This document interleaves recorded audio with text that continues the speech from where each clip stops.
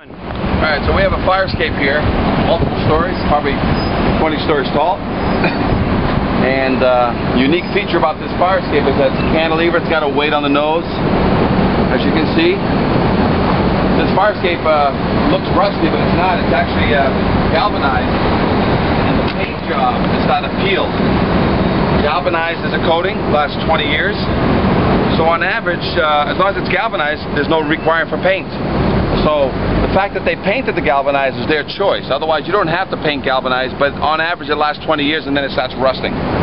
So knowing that it's a galvanized fire escape, the chance of it having any rust structurally is nil on this particular fire escape. And how do you write the violation on deterioration when galvanization is a protectant and it doesn't need to be painted? It's by choice.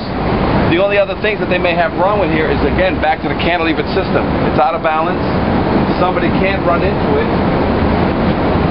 Well, they can hit their head. It's got to be properly balanced. The weight system is outside. It doesn't have anything to protect it from crushing anybody. If I was to walk underneath it, I would have this issue.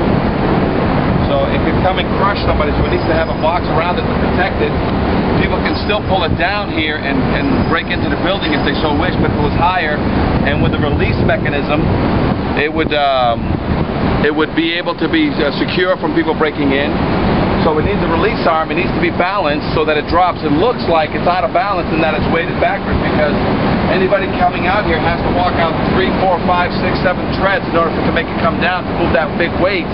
And then once they get off, it goes right back up, and that's not the correct way for cantilevers. It must be single action, requiring no special knowledge, and it must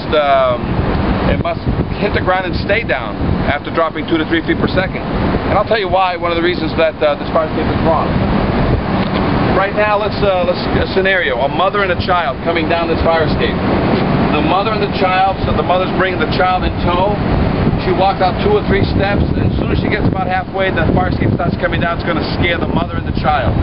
It's going to come to the ground and hit the ground, and whether the mother and the child hold on, let's say they do, the mother starts walking away. As soon as the mother, who weighs about 105 pounds, 140 pounds, gets off the fire escape, the weight of that and a 40-pound child behind her, it automatically lifts and takes the child back up. If the child holds on, now we've got a problem where the mother is on the ground, the child is up in the air, and that's not how it's supposed to be working. It's supposed to be that once you get there, there's supposed to be a release arm up there.